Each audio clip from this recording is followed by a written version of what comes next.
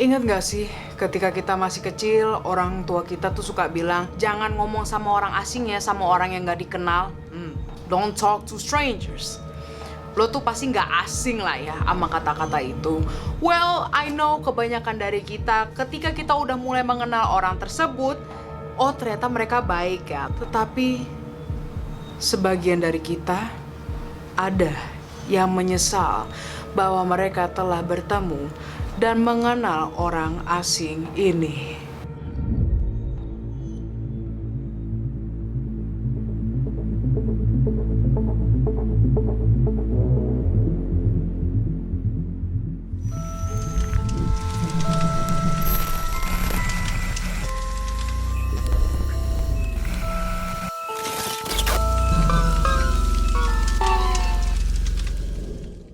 Hey guys, Vigits, apa kabar? How are you? Hari ini, welcome back to Paranormal. In today's video, gua bukan ngomongin tentang hantu or like paranormal, jurik-jurik and stuff like that. It's not about that. I think kasus yang akan gue omongin hari ini itu serem dan sedih sih. Mungkin kalian udah ngeliat sendiri di judul or in my thumbnail. This video is about penculikan massal anak kecil. Mereka mengalami kejadian yang sangat amat mengerikan, dimana I'm pretty sure after you hear about this story, lu bakal sedih banget. But before we go into a deeper topic, gue mau welcome yang baru datang ke YouTube channel gue. Yes, if you're new here, well, welcome to Paranormal. Paranormal itu adalah horror series by Sasha Marisa, me, myself, and I, dimana gue akan ngomongin yang serem-serem kayak tentang kasus misteri, horor, ghost, jurik, hantu, pembunuhan, crime, conspiracy. Pokoknya yang serem-serem you'll find it here. Alright, so welcome. Nah, and I know this video will be long, so make sure lo udah siapin snack. Kalau lo belum siapin snack, I'ma wait here. Gue gak bakal kemana-mana. Right, daripada intronya kepanjangan, let's just go into it. And we're going to talk about one of the famous kidnapping stories in America. Yes, ini lumayan terkenal. So here's Paranormal. Penculikan massal anak kecil yang mengerikan di Amerika Serikat. Let's go.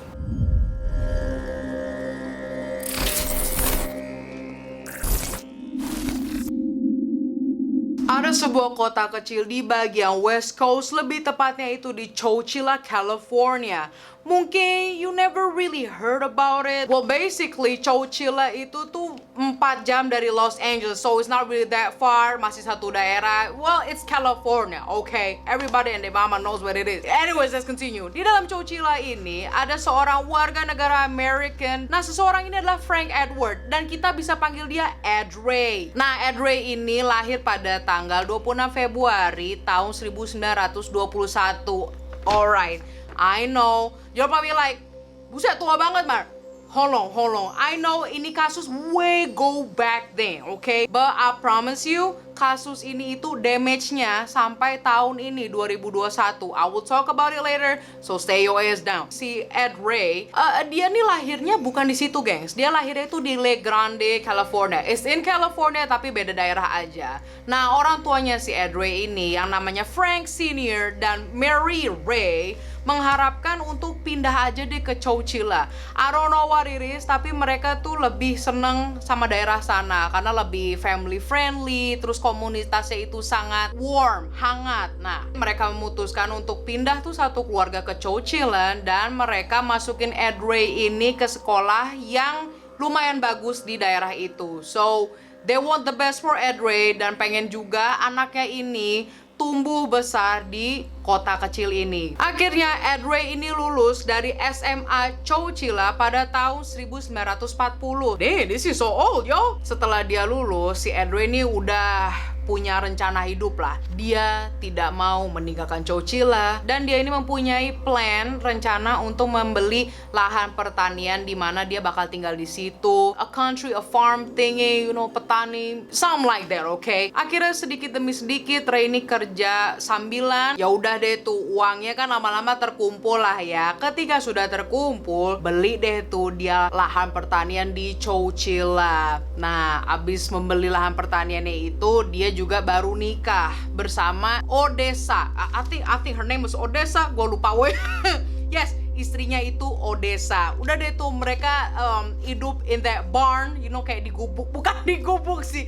Ada gue kasih lihat deh gambarnya. What I was trying to talk about. Ed Ray ini bekerja sebagai petani, di mana dia juga tani jagung, terus kayak ternak hewan, sapi, ayam and the gang, saying like that, buat dimakan. Pokoknya Ed Ray hidup kayak begitu lumayan lama, hampir 10 tahunan lebih, di mana akhirnya dia juga mempunyai dua anak, yaitu adalah Glenn and Danny. Look, walaupun dia cinta berkebun, bertani, and yes, dia juga cinta dengan pekerjaannya, but at the same time, di waktu yang bersamaan, Ed Ray ini merasa hidupnya masih ada yang belum komplit gitu loh. Masih ada yang kosong. Soalnya dari zaman kecil, zaman dia baru pindah ke Chowchilla, dia ini adalah seorang yang suka bersosialisasi, suka ikut komunitas, gabung bersama orang-orang Chowchilla yang lain. Like everybody and their mama mungkin udah kenal sama Ray, dan Ed Ray pun begitu juga gitu loh. Dikarenakan pekerjaannya itu cuma gitu-gitu aja, yang maksudnya jadi kurang bersosialisasi, secluded sendiri, dan lahan taniannya itu tuh cukup jauh dari, keramaian gitu lah. So, pada tahun 1950-an, si Ed Ray ini memutuskan untuk mencari karir yang baru, dan mungkin dia akan menemukan sesuatu yang masih kosong di dalam hidupnya. Well, Ed Ray menjadi supir bus sekolah, dan pada akhirnya si jadwalnya Ed Ray ini jadi penuh, dan setiap dia ngejemput anak dan nganter anak pasti ketemu orang tuanya juga atau orang-orang tetangga di sana. They had a conversation, di mana akhirnya kehidupannya Ed itu lebih berwarna karena sering bersosialisasi dan melihat banyak orang, gak kayak di rumah tani doang. Cause all he saw was orang-orangan sawah doang, and the wife and the kids. Basically cita-cita Ed untuk lebih dekat dengan komunitas Chowchilla ini hampir terwujud. Namun pada suatu hari, hidupnya berubah total dan menjadi sebuah mimpi yang terburuk di dalam hidupnya.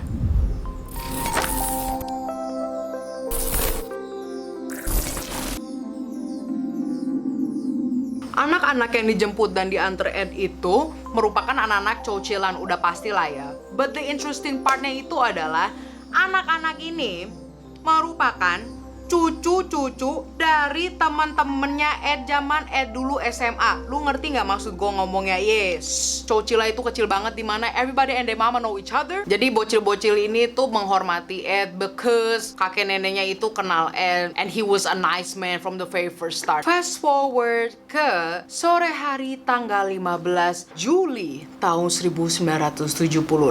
Ed ini seperti biasanya menjemput dan mengantar anak-anak Chowchillan ini dari sekolah.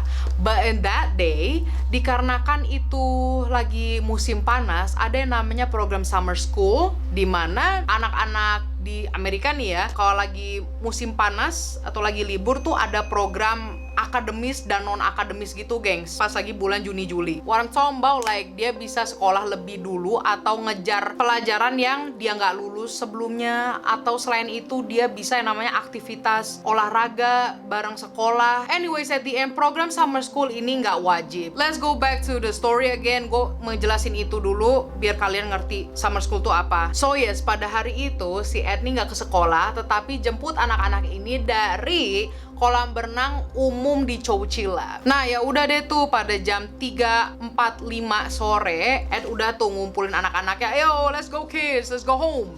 Anak-anak udah pada masuk deh tuh. Jumlahnya ada 19 anak cewek dan 7 anak cowok.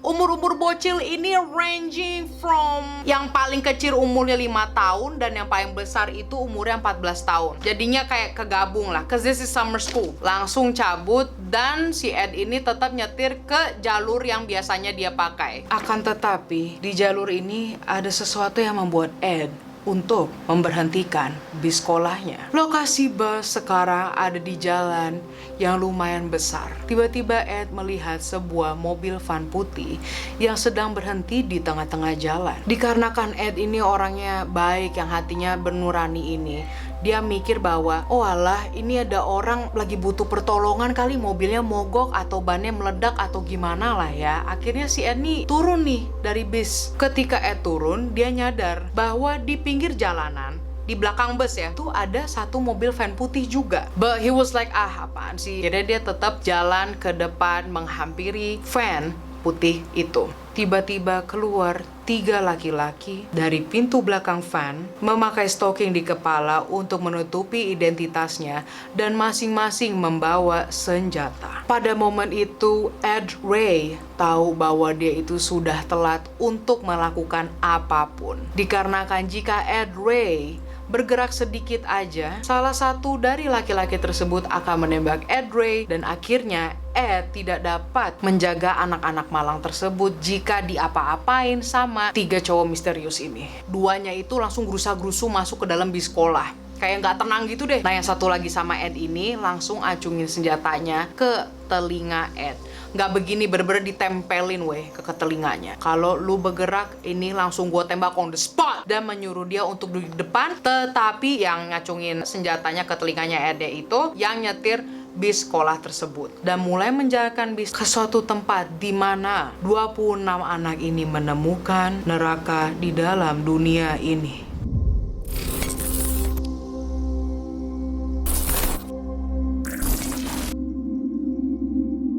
Hampir semua orang tua di Chowchilla mengenali Ed dan mempercayakan Ed untuk antar jemput anak-anak ini dengan selamat. Akan tetapi yang namanya seorang ibu ya, mereka semua ini cemas. Dikarenakan kok sudah 30 menit telat ya, bisnya kok nggak nyampe-nyampe ya. Kemana ini anak-anakku?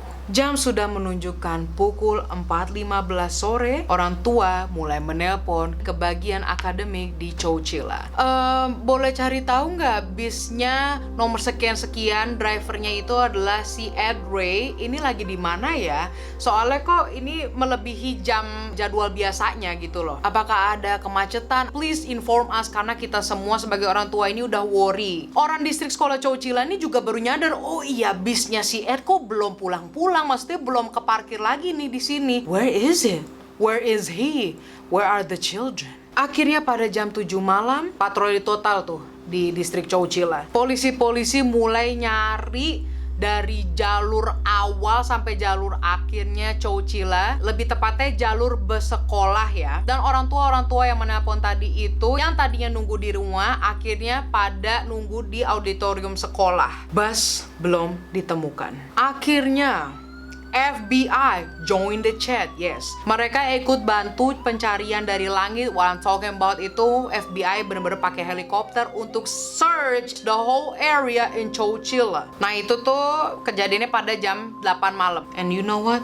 Mereka menemukan bis sekolah yang Ed Ray kendarain. So, ketika mereka temuin, lokasinya tuh udah kayak di kebun-kebun gitu, gengs. Nah, kebunnya itu deket sungai Chowchilla. Dan bisnya ini udah semi tenggelam. Bukan tenggelam ke sungai ya, tapi tenggelam karena tanah yang lembek gitu loh. You know what I'm saying? Jadi mendelep dikit gitu. Kondisi luar bus itu seakan-akan kayak dibikin kamuflase gitu loh. Karena ditaruhin kayak rantai-rantai pohon sama daun-daunan biar nggak kelihatan gitu loh. Akhirnya setelah ditemukan, FBI dan polisi ini membuat regu penyelamat dan masuk ke dalam bis sekolah tersebut, dan mereka menemukan bangku-bangku yang kosong. Nobody in there. Tidak ada siapapun. What happened to Ed and the 26 kids?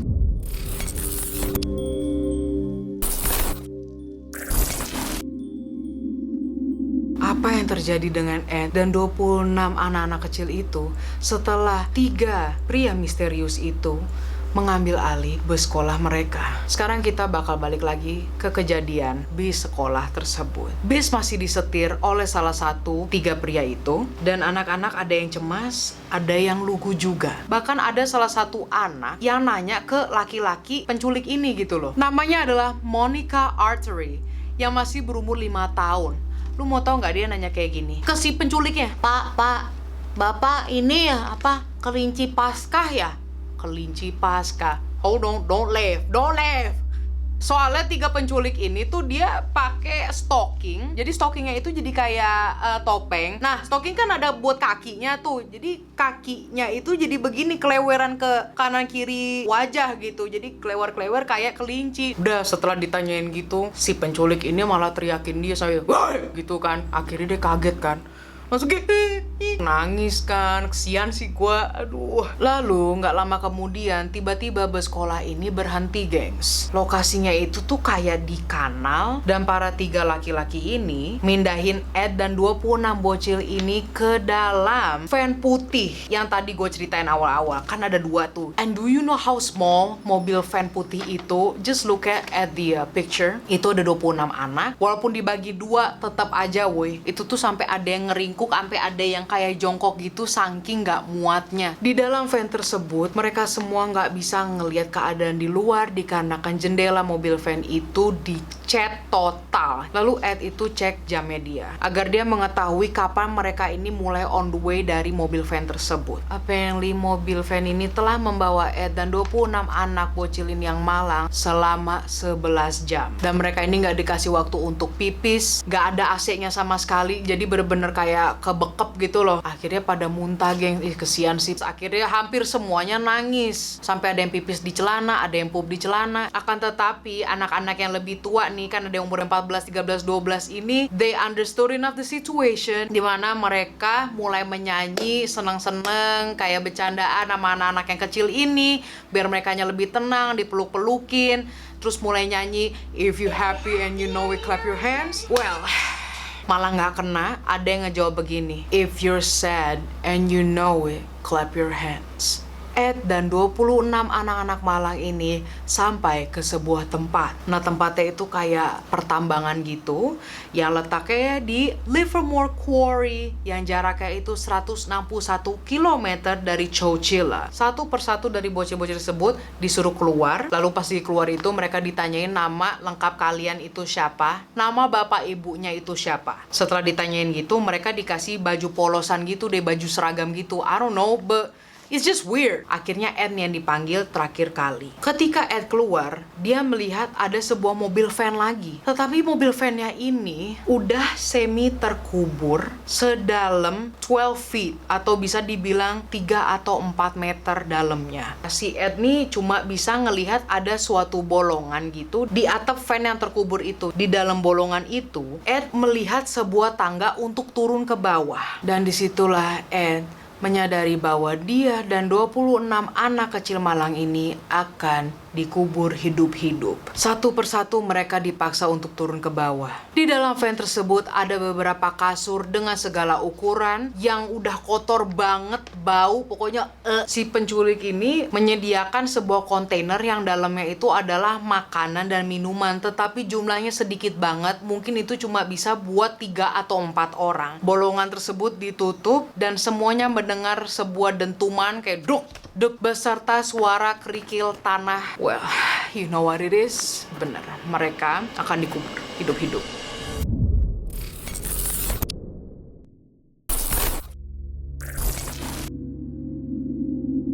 Anak-anak mulai teriak dan ada juga yang pingsan. Ed tetap mencoba untuk menenangkan mereka semua. Akan tetapi ketakutannya si Ed ini membuat dirinya ikut menangis juga. Like he couldn't handle the situation, apalagi dikelilingin anak-anak yang lagi nangis gitu. Can you imagine that? Tetapi ada salah satu anak yang paling tua di dalam grup ini adalah Mike Marshall.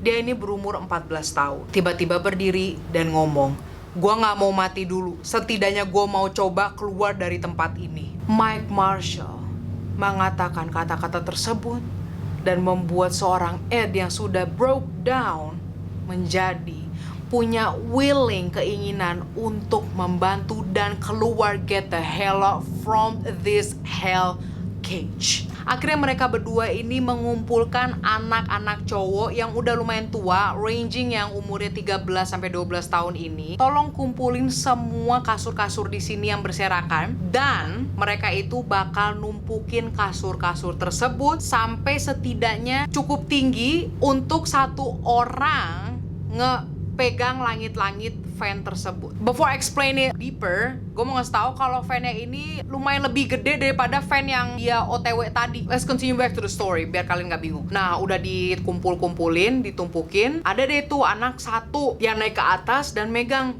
atap-atapnya. Wah, ini Ada bener-bener berat banget. Akhirnya salah satu anak yang dibawa itu ngambil kayak bilah kayu, kasih mulai jeder-jederin langit-langit, der gitu kan. Ternyata kan itu fan gelap ya. Pas lagi udah dikedip-kedipin matanya, ternyata di langit-langitnya itu tuh nggak langsung atapnya fan tersebut. Di dalamnya itu dikasih kerangka lagi. Kerangkanya itu kayak pakai pelat baja, kayak kandang gue jadinya atas-atasnya. You'll see in the picture, so you know what I was trying to talk about. Nah, setiap hanteman dari kayu tersebut, anak-anak nih mulai nyadar dan melihat bahwa di atas kerangka tersebut ada 2 baterai traktor yang besar. Lo tau gak sih baterai traktor tuh kayak apa?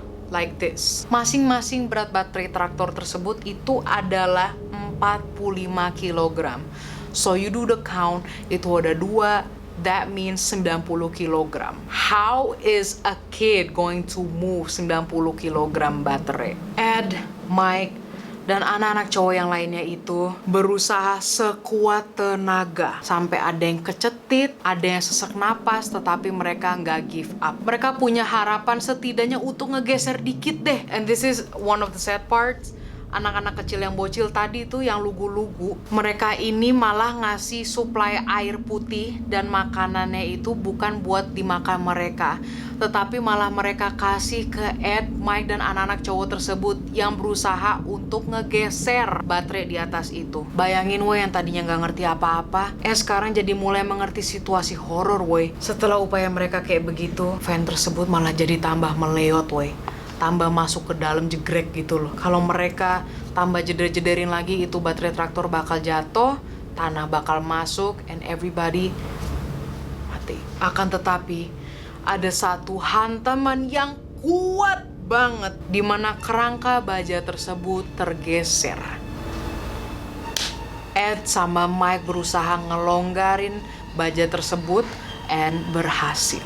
Akan tetapi tanah kerikil mulai masuk secara bener-bener kayak cepet banget. Jadinya tuh kayak malah lebih cepet ke kubur dong, ya kan? But then usahanya mereka itu nggak sia-sia.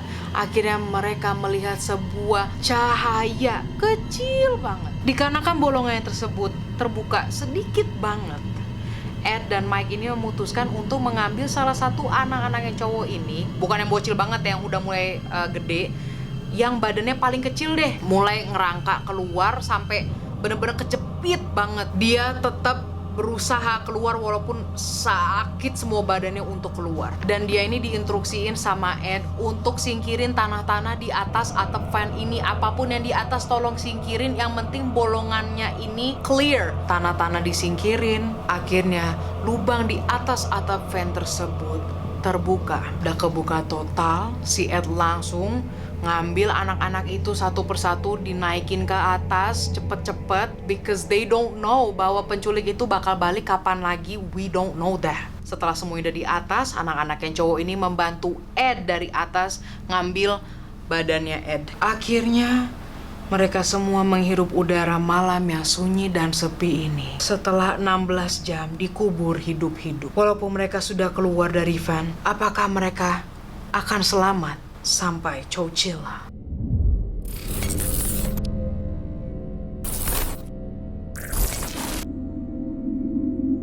Ed dan 26 anak tersebut lari sekenceng-kencengnya. Akhirnya mereka ini menemukan sebuah tempat yang ada lampu nih. Mereka berada di area gubuk penjaga tambang. Jadi tuh kayak pos penjaga pabrik gitu loh, gengs. Nah, lokasinya itu dekat Shadow Cliffs East Bay Regional Park. Di mana itu? Gue juga nggak tahu. Dan mereka ini mencari bantuan di sana. Akhirnya seseorang penjaga lewat. Ed dan Mike teriak, "Help us! Help us!" Penjaga itu langsung ngelengok ke samping. Penjaga itu melihat banyak anak kecil dan satu orang tua ini dan langsung nganga. Dia kaget weh. Tanpa Ed dan Mike memberitahukan namanya mereka atau menceritakan apa yang baru saja terjadi, si penjaga ini langsung ngomong ini, "Kita semua nyariin kalian." Berita penculikan di Chowchilla itu sampai ke daerah-daerah lain di Amerika. Bahkan sampai ke Texas, yes. Langsung ngambil telepon dan call 911 ke polisi bahwa mereka menemukan 26 anak ini yang hilang di Chowchilla. Polisi datang ke TKP. Ketika polisi ini menyelamatkan anak-anaknya, ngasihin selimut, terus udah dikasih makan dan minum, sampai ada yang masih nangis. Polisi ini bener-bener gak nyangka kejadian yang mereka alamin tuh kayak gimana gitu loh. Mereka juga sedih lah ya. Long story short, polisi ini akhirnya juga menemukan van yang terkubur itu. Dan investigator pun ini nyadar siapapun yang culik anak-anak ini mempunyai akses ke dalam area pertambangan ini karena lokasi van-nya tersebut ada di dalam situ, masih di dalam area pertambangan itu. Cause like, kan pabrik tuh gede lah ya. So, orang yang nyulik ini ada kelibatannya sama pabrik pertambangan ini.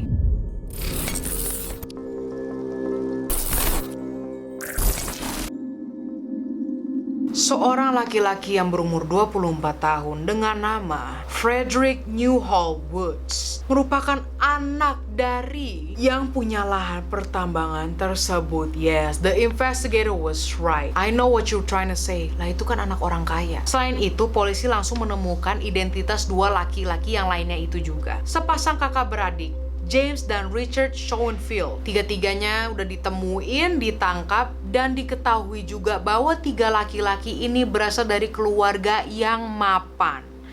Terus kenapa pakai ngeculik 26 anak yang malang-malang itu? When they're really rich. I'm talking about like bener-bener rich loh. Apparently tiga laki-laki ini mempunyai hutang yang sangat amat besar dan mereka tuh dikejar-kejar terus. Dimana tuh emang uang yang dia utang itu lebih dari 1 million. Nah, si James bilang gini nih ke polisi. Kita butuh beberapa korban untuk mendapatkan uang yang sebanyak sampai 1 million lah setidaknya. Dan kita memilih anak-anak karena anak merupakan sesuatu yang paling berharga bagi orang tua. Di mana mereka akan mengeluarkan uang sebesar apapun untuk mendapatkan anak mereka lagi.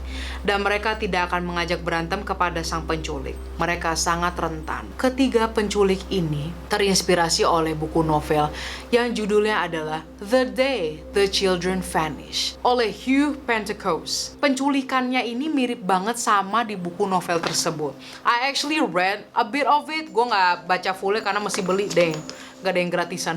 Well, at the end, pada akhirnya tiga penculik ini nggak berhasil mendapatkan 5 million. Yes, dia bilang setidaknya 1 million, padahal tujuan aslinya itu dia pengen ngumpulin sebesar 5 million dari orang tua anak-anak tersebut. Wow, mereka semua dimasukin penjara. Akan tetapi, pada tahun 2012, Richard Schoenfield dikeluarin dari penjara. Lalu nggak berapa lama kemudian, pada tahun 2015, kakaknya James dikeluarkan juga. Si dalang dalam rencana penculikan ini, si Frederick, masih ada di dalam penjara sampai tahun 2021 ini. Yes, he's so old now.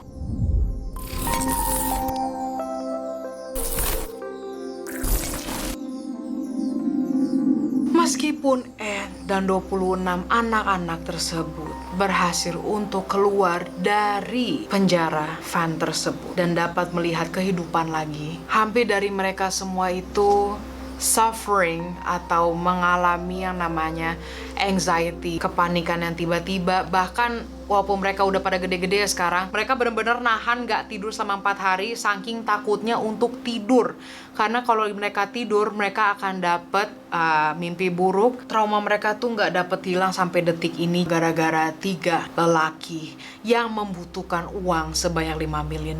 Setelah kejadian tersebut, Ed Ray mendapatkan penghargaan dari California untuk pengabdian masyarakat yang luar biasa dan merupakan seorang figur hero di Chowchilla. Pada akhirnya tanggal 22 Agustus tahun 1976, 26 anak tersebut berkumpul di sekolah dan merayakan penghargaan Ed Ray tersebut. Mereka foto bareng-bareng. They were having a good time walaupun mereka mengalami kejadian yang horor walaupun mereka masih di usia yang masih sangat muda. Pada tahun 2012 kemarin, yes, it was recent lah ya, Ed meninggalkan Chowchilla, meninggalkan dunia ini. Umur beliau itu 91 tahun dan 26 anak tersebut masih sering ngelayat ke kuburannya Ed Ray sampai sekarang ini. Well, I guess this is it guys. My throat hurts, tenggorokan gue udah sakit. I really wanna drink right now. And thank you so much for watching me until this very minute. Don't forget to like and subscribe, y'all. I will see you in the next video. And I love you guys. It was the summer of 1976 when this bus pulled into the small town of Chowchilla, California. Inside the bus were 26 traumatized children. Outside